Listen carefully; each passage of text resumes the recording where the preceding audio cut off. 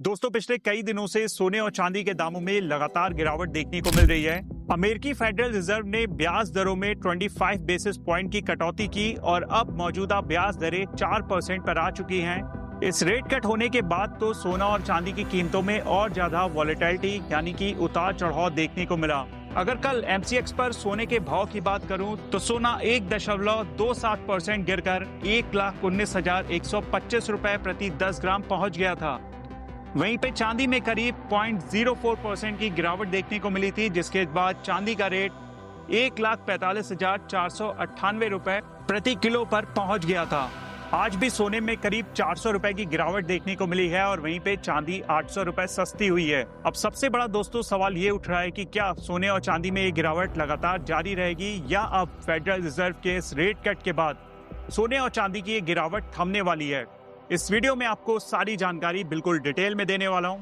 यही कहूंगा, वीडियो अगर आपको पसंद आए तो वीडियो को लाइक कर दीजिएगा, चैनल को सब्सक्राइब करिएगा अगर आप पहली बार इस चैनल को देख रहे हो। देखिए, कमोडिटी एक्सपर्ट राहुल कलंत्री के मुताबिक शुरुआती सत्र में सोने और चांदी में थोड़ी मजबूती दिखी, लेकिन फेड चेयरपर्सन के बयान के बाद सोने और चांदी की तेजी थम गई है। उनका कहना है कि अब आगे और ब्याज दर में कटौती की संभावना ना के बराबर है। इससे मार्केट में प्रॉफिट बुकिंग की संभावना और ज्यादा बढ़ गई है और वहीं दूसरी तरफ अमेरिका और चीन के बीच में जो संबंध है वो बेहतर होते हुए दिख रहे हैं। इसका असर भी हमें गोल्ड और सिल्वर के ऊपर देखने को मिल सकता है, यानी कि सोने की जो सेफ हेवन वाली डिमांड थी वो कम हो सकती है।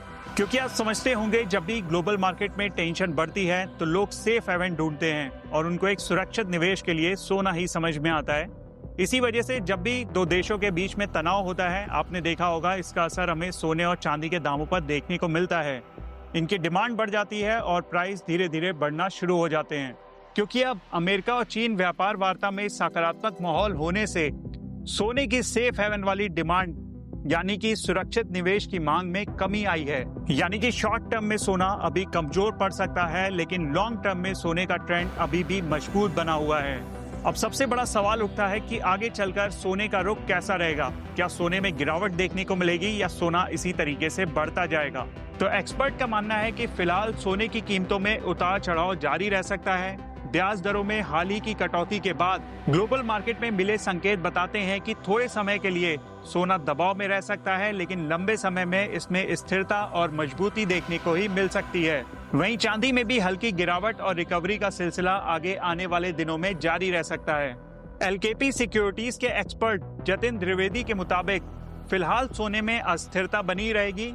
भू राजनीतिक तनाव, ट्रंप के हालिया बयानों ने मार्केट को थोड़ा अनिश्चित बना दिया है। उनका मानना है कि निकट भविष्य में सोना 1,18,000 से लेकर 1,24,000 के बीच ट्रेड करता हुआ दिखना चाहिए।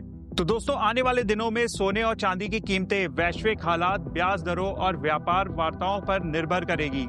फिलहाल के लिए मार्केट में ये उतार चढ़ाव बना रहेगा। ऐसे में आप भी कहीं निवेश करने की सोच रहे हैं तो अपने फाइनेंशियल एडवाइजर की सलाह जरूर लीजिएगा।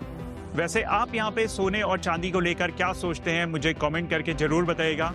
क्या आपको लगता है कि सोना आने वाले दिनों में 1 लाख के भी नीचे आएगा? आप अपनी राय मुझे कमेंट सेक्शन में दे सकते हैं। इस वीडियो में दोस्तों इतना ही रखता हूं, फिर मिलता हूं अगले वीडियो में। This is me Shalabh Dikshit, signing of.